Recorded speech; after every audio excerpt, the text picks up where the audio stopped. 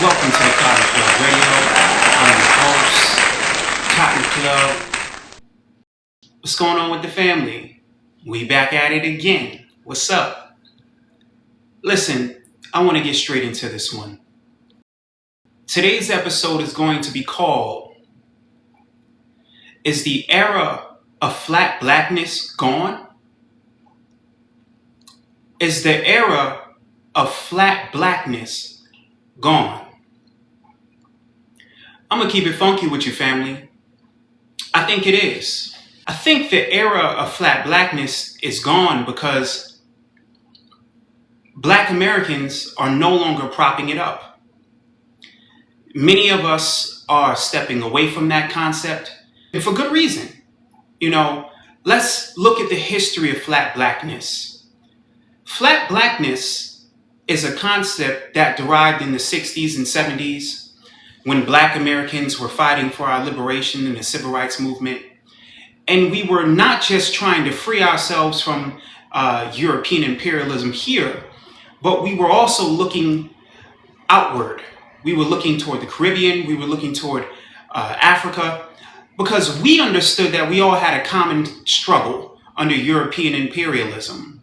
We were looking for reinforcements, family. We were thinking that a lot of our brothers in the Caribbean and a lot of our brothers in Africa would come to America and be used as reinforcements for the civil rights movement.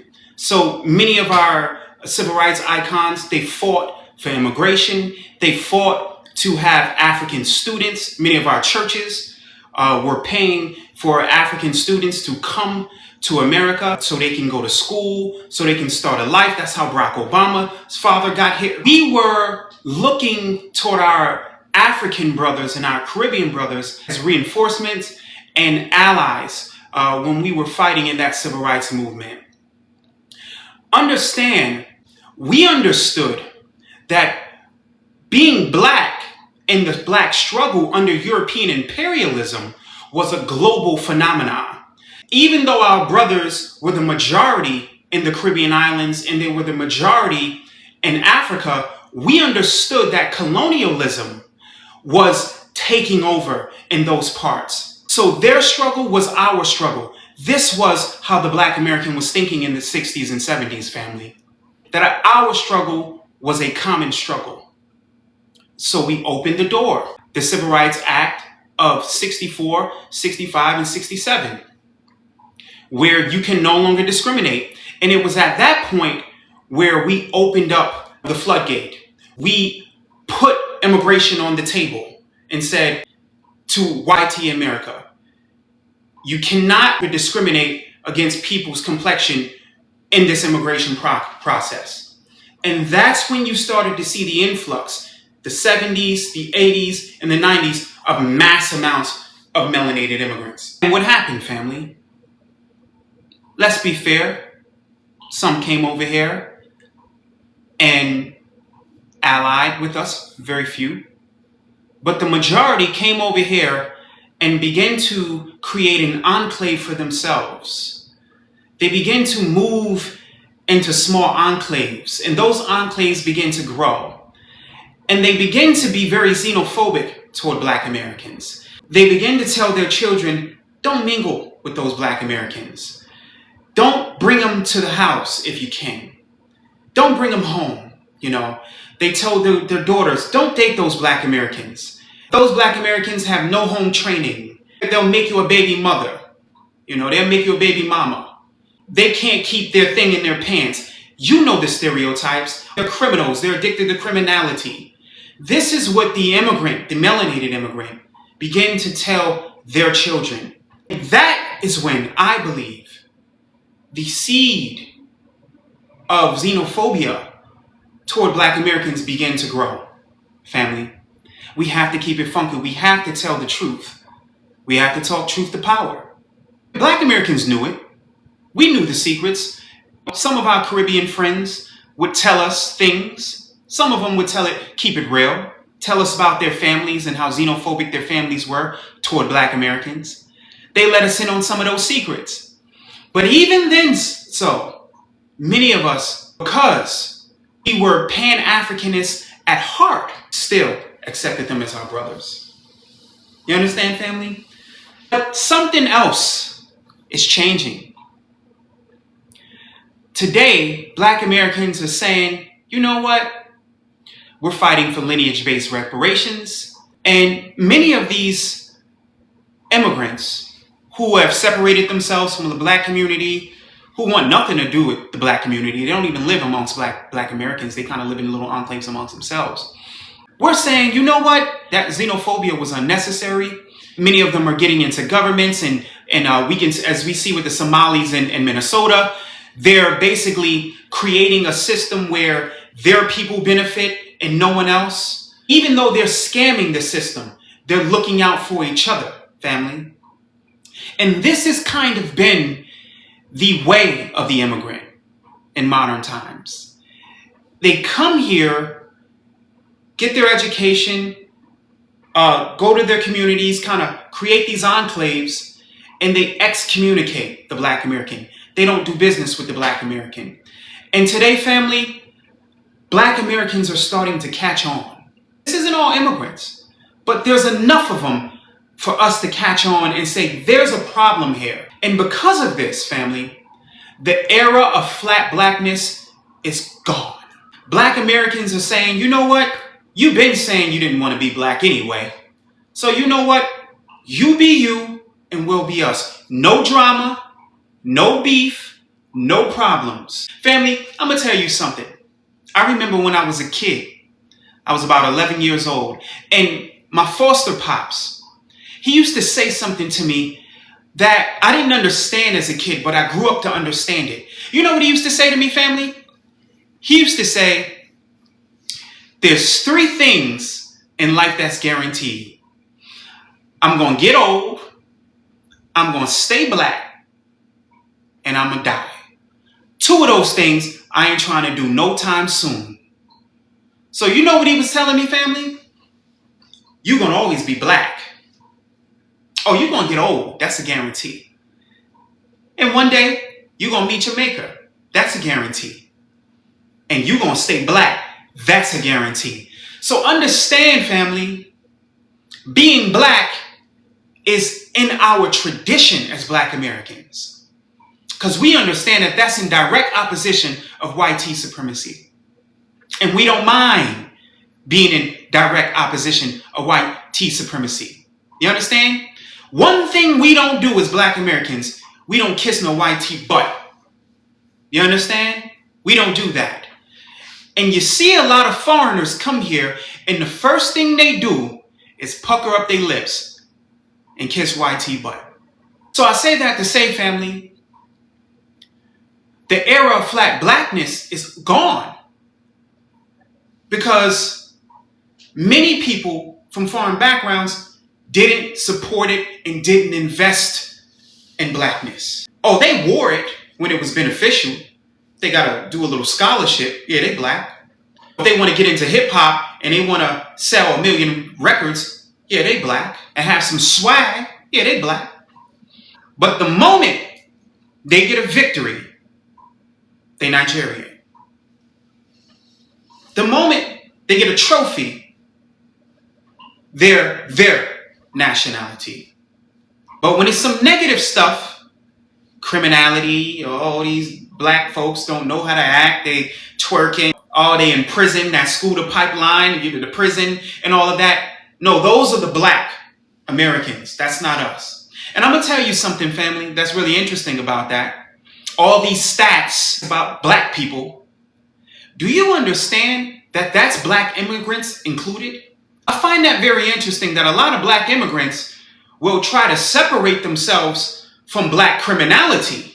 Peep this. But when Black stats are posed as proof that Black people are dysfunctional, but those Black stats include Black immigrants, family. Yeah, they do. Yeah, they do. All those YT statistics that they like to use to try to paint Black people with a broad brush as dysfunctional.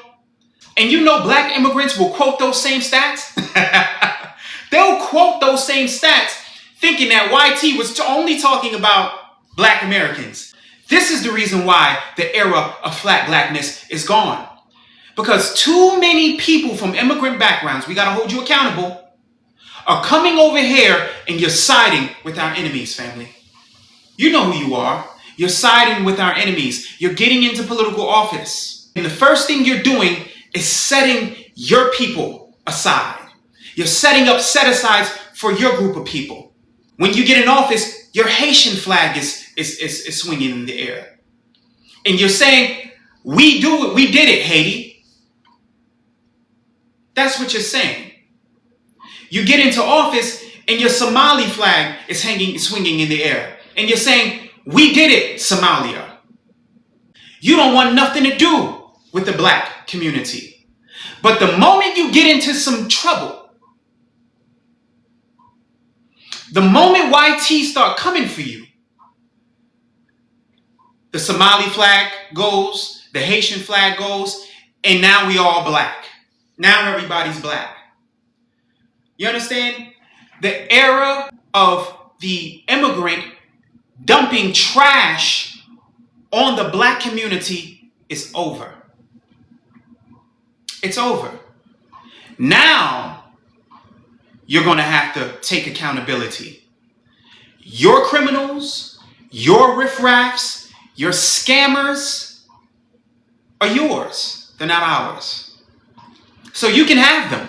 Take them. We don't want them. We have nothing to do with them. As far as we're concerned, they're not black. They're Somali, right? Or as many Somalis like to claim, they're Caucasian, right? So, yes, family, it is a new day. The era of flat blackness is gone, and rightfully so. And I'm going to keep it funky with you, family. I'm glad it's gone. I'm glad it's gone. People need to be defined. Everyone ain't one big Negro. There's no one language that black people globally speak. All right? Black people are different. And yeah, YT can't tell the difference. We know, we understand that. But I can tell the difference. So we have to understand, family. We're looking at our culture. We're looking at our lineage here in America.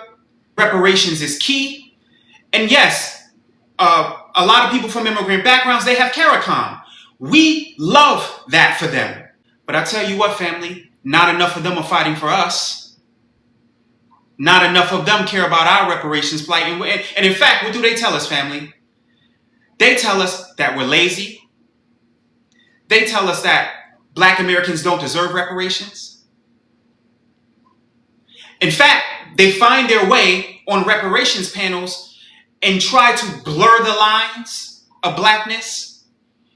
That's saying slavery was a global phenomenon and all black people went through that. But we know that you can't get reparations on black identity, family. Black Americans get reparations through status. And that status is freedmen. They know that, though. They know that. So trying to use flat blackness in our reparations panels is a way to muddy the water and a way to sabotage. Melanated immigrants know that. Let's look at the pros and cons of this stuff. Let's talk about that. The pros and the cons. What are the pros of flat blackness for black Americans? Let's talk about us for a second. What do we gain from flat blackness? People from foreign nations, from foreign places get to come over here. They get benefits. They get resources. They get loans. They get housing. They get all of that under being an immigrant. And guess what else they get? They also get scholarships as African American. Scholarships that are for African Americans. So not only do they get the benefits of being an immigrant, they get the benefits of being a black American as well. On the other side, what do black Americans benefit from flat blackness? Can we go to Jamaica and assume office? And the native Jamaicans, will they allow us to do that? Can we go to Ghana, Africa, and assume political office and tell the natives what they're going to have and what they can't have and what they deserve and what they don't deserve? Can we do that? No. Or can we just sit in on a panel somewhere and talk about ancient Egypt all day, like the Pan-Africans do. Is that our trade-off for flat blackness? That we get to fantasize about an empire 2,000 years ago, and that makes us feel good today? Is that the trade-off, family? For flat blackness? To act like we're ancient Egyptians? If that's the trade-off for flat blackness, I don't want it, family. I don't want it. That's not a benefit. We do not benefit from flat blackness, family. We thought that we were going to get allies. We thought we were going to get reinforcements. Whitey was water hosing us and sicking dogs on our women. They were biting our women's breasts. We couldn't go into certain towns without people trying to lynch us. We needed reinforcements. So we thought flat blackness would work. We thought it would work, family. We come to find out, unfortunately, we were dreaming. Like Dr. Martin Luther King said, I have a dream. We had a dream, family. And that dream, unfortunately, has turned into a nightmare. You have people basically coming here and just signing on an application that they're African American and basically just destiny swapping, trying to inherit our lineage, trying to take our lineage, trying to take our story. Now you got folks in the UK who are first generation African or first generation Caribbean talking about they're the native population of the UK. No, they're not. No, they're not. Because they think, well, Black Americans are the native population and the indigenous population of the Americas. Well, we must be the indigenous population of the UK. No, you're not. It doesn't work that way. England was founded in 1770. America was founded in 1776. Black Americans fought in the Revolutionary War. 90% of the black people in Britain right now are first or second generation immigrants from Jamaica and Africa. You're not indigenous to that landmass, to that population over there, to the UK. Black Americans have been in this country since the founding and before. This country is what, 250 years old? We've been here for 500 years, so we were here before the founding of the country, and we were fought in every war of this country to defend this country. Grace Wilshire was a young woman who helped sew the American flag. We're all up and through the Constitution. So you have people who come here to assume being you, being me, destiny swapping, while many of you are going to Africa trying to be them. They're coming here and they want to be you because they understand that being you, there's benefits. You taking your behind to Africa, ain't no benefits in that. There's no benefits in that, family. For the most part, you're going to get scammed. You have people going to Africa and taking a first plane back here because they done lost everything. They got scammed out there. You understand, family? So we have to understand that it's okay being us. It's okay being Black American. It's okay being proud Black American and proud of your roots and proud of your lineage. And you ain't got to explain nothing to nobody.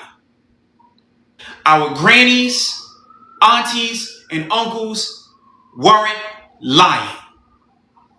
They were educating us because they knew that there was going to be a time where we were going to have to defend our right to this land, family.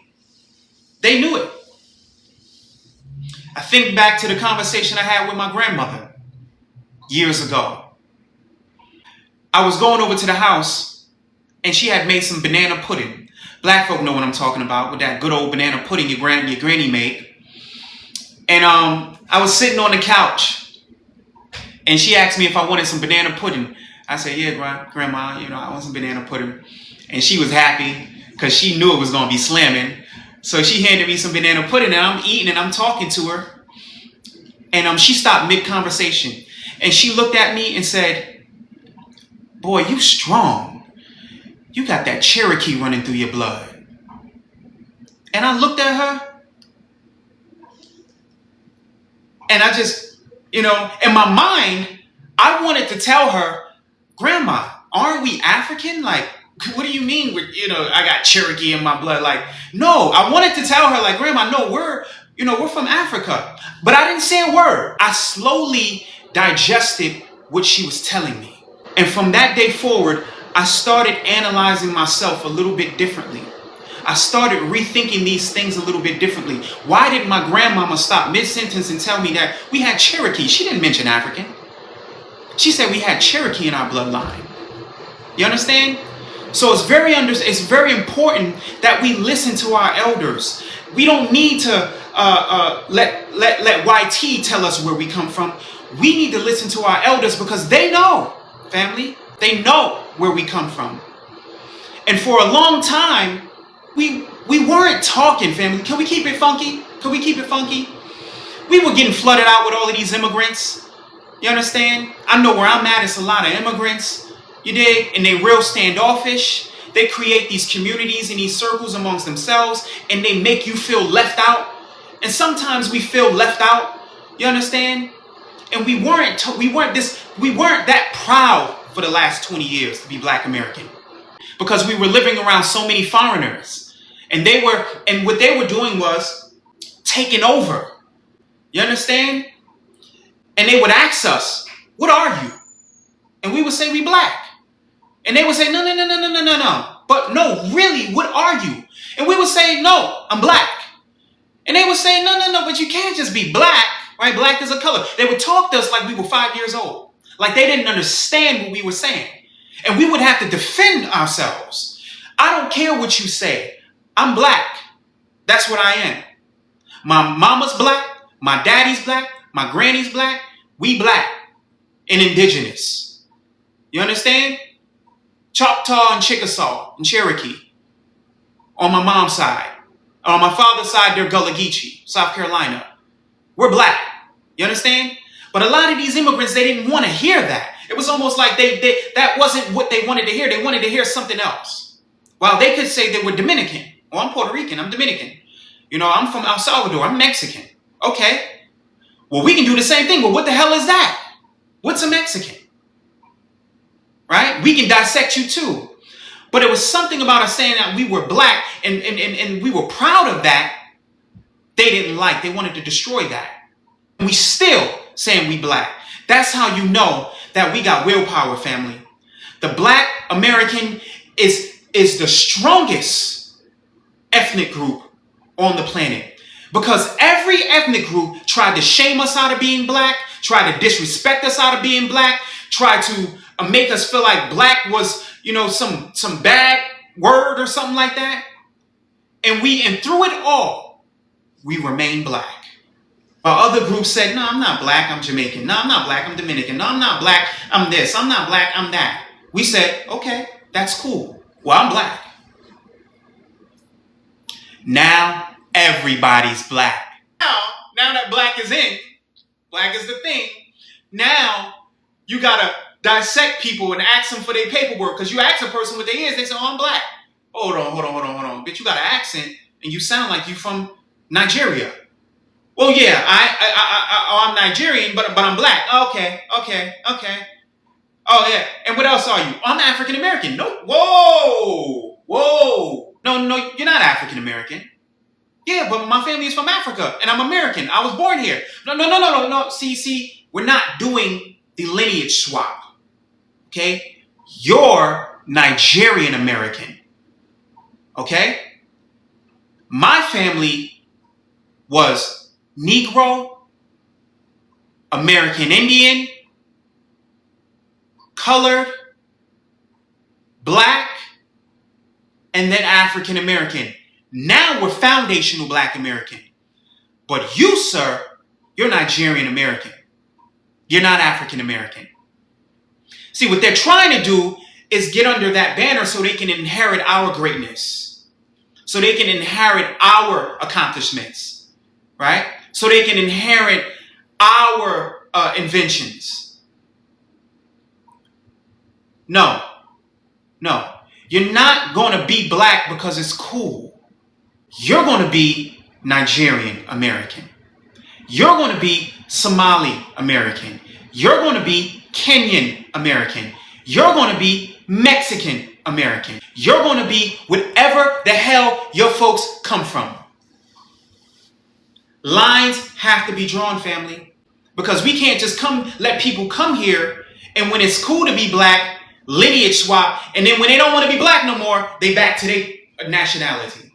Nah, man. That's why the era of flat blackness is over.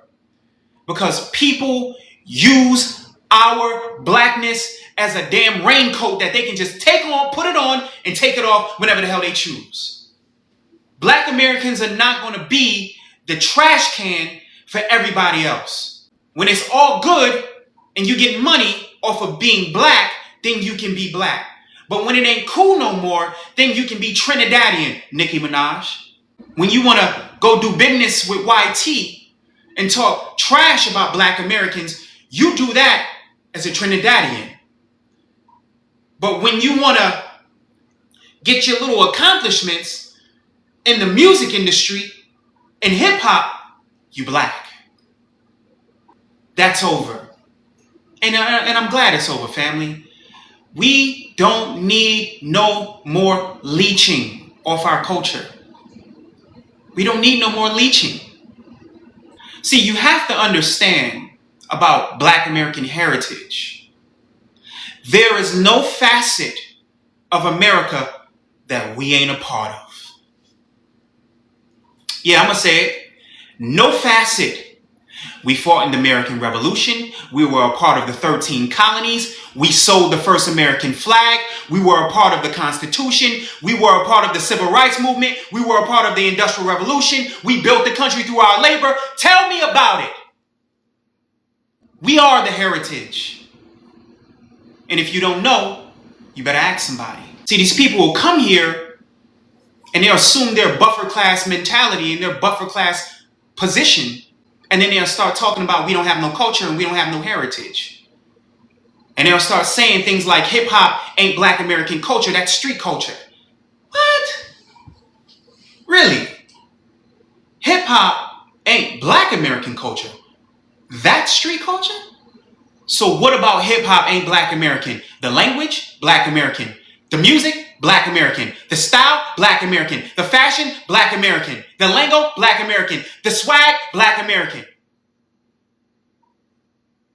Black Americans are the only group you can't say we acting black. You from the Caribbean and you Americanized? Go back to the Caribbean and who they gonna tell you acting like? Oh, you're acting like those Yankees. If you Mexican and you act black, you Chicano. If you Spanish and you act black, you Fat Joe. I'm black. I ain't gotta act black. My whole family black. Come around us, talk to us. My uncle's 70 and they still fly. They still swagged up. They still got lingo. See, you can imitate this, but you can't be this. Because you gotta go home. I'm already home. You got to come outside and talk like this. I talk like this outside and inside. You go home, it's a whole different language, whole different food, everything. You got to talk to your mama in her language. I go home, I talk just like this to my mama. Me and my mom chop it up, we talk just like this. Everything we touch, we make it hot. We touch Pan-Africanism, it blew up. We touched Islam, it blew up to the nation. We touched Christianity, we created gospel music. One of the most imitated popular musics on the planet. Gave birth to blues, jazz, country, soul, hip hop, rock and roll. Anything you give black people, we gonna take it to its purest form and we gonna invent and make it better. They gave us pig guts, we made chitlins. They gave us chicken wings, we made fried chicken. They gave us some old bullshit, noodles and sour cream, and we made mac and cheese. That's how we do. We're innovators. So it's very important that we understand, family, that the era of flat blackness is gone, and that's a good thing. It's a great thing. People need to identify themselves and let us know where they stand. so we can have good conversation and do good business. I'm tired of people coming here, melanated people, coming here living in an immigrant experience, going to college, going to an HBCU as an immigrant. All right, HBCU, a historically black college, that's ours. That's ours. We built that. That's our institution. I'm tired of melanated people coming here living the immigrant experience and then trying to tell us about what black Americans need to do. How black Americans need to pull ourselves up by our own bootstraps because they did it. You're an immigrant. You lived an immigrant experience. You haven't been here multiple generations, 25 generations. You're an immigrant. You can't tell me if I deserve reparations. You just got here. So in understanding that Flat Blackness had to go and ushering in lineage-specific declarations, lineage-specific principles, and lineage-specific reparations, we can understand that we are doing the work of our forebearers. And we are going places they couldn't go. We were going places they were trying to get and they got deleted. But we're here, family. You remember that mountaintop that Martin said he wanted us to get to, but he wasn't going to get there with us? We're there. Dr. King's last speech still gives me the chills to this day. When he talked about getting to the mountaintop, when he said, I might not get there with you, but we're going to get there one day. Family, we're here now. We're at the mountaintop. And now we decide how this thing is going to play out. Look. Let your angels sing. I ain't twisted, this ain't the Henny talking for me. This is literally Malcolm Little talking through me. I ain't possessed, this is just when spirit meets the flesh. And a revolutionary is born, nothing less.